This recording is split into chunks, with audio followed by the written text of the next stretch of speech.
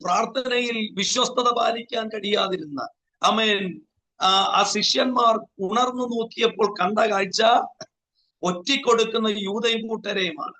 എന്നാൽ ആമേൻ സ്തോത്രം, പ്രാർത്ഥനയെ ആമേൻ സ്തോത്രം തന്റെ പ്രതിസന്ധിയെ നേരിടാനുള്ള ആയുധമാക്കി മാറ്റിയ കർത്താവ് പ്രാർത്ഥനയ ആമേൻ നേടിയെടുത്ത റിസൾട്ട് എന്ന് പറയുന്നത്, ഒറ്റിക്കൊടുക്കുന്ന യൂദ വരും മുമ്പ് ആമേൻ അവനെ ശക്തിപ്പെടുത്തുന്ന ദൂതനെ ഇറക്കുന്ന ഒരു അനുഭവം പ്രാർത്ഥനയിൽ ഉണ്ടായി എന്നുള്ളതാണ്.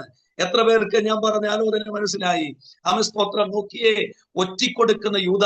ഞാൻ ഇങ്ങനെ പറയാം, തുടർന്ന് താൻ അനുഭവിക്കുന്ന സകല വേദനകളും ചുംബനം കൊണ്ട് ഉദ്ഘാടനം ചെയ്യുന്ന യൂദ തന്റെ അരികിലേക്ക് വരും മുൻപ് സ്വർഗത്തിൽ തുടർന്ന് താൻ അനുഭവിക്കുന്ന കഷ്ടതകളെ സധൈര്യം നേരിടാൻ തന്നെ ശക്തമാക്കുന്ന ഒരു ദൈവകൃപ, ആമേൻ ശക്തിപ്പെടുത്തുന്ന ഒരു അനുഭവം, ആമേൻ സ്തോത്രം, ഉയരത്തിൽ തന്നെ എനിക്കുണ്ടായി. അതാണ് പ്രാർത്ഥനയുടെ റിസൾട്ട്.